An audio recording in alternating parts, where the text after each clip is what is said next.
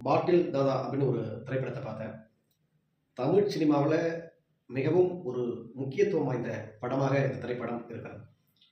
இன்னைக்கு நடக்கக்கூடிய தமிழ்நாட்டில் நடக்கக்கூடிய 80 விழுக்காடான மக்களின் நிலையை இந்த படம் உணர்த்துகிறது.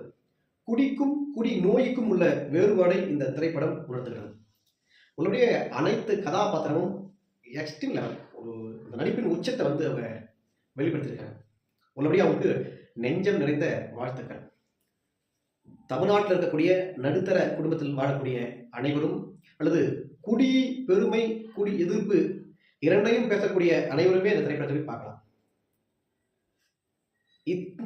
அதாவது ஒரு யதார்த்த களத்துல இத்தகைய ஒரு புரட்சிகரமான படம் ரொம்ப தேவைப்படுது.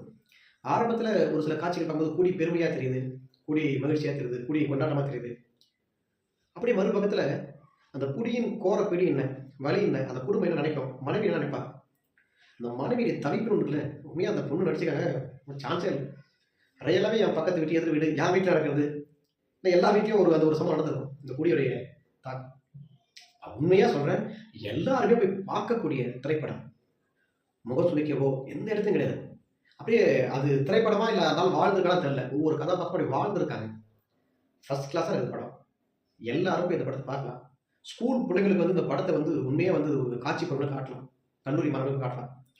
ஏன்னா அந்த ஒரு முக்கியத்துவம் வாய்ந்த இந்த சமூகத்திற்கு குடியின் மீது உள்ள அந்த வெறுப்பு, அதை நம்ம எப்படி தடுத்து நிறுத்த வேணும் அப்படின்னு இது வெளிப்புற கவிவா இருக்குது.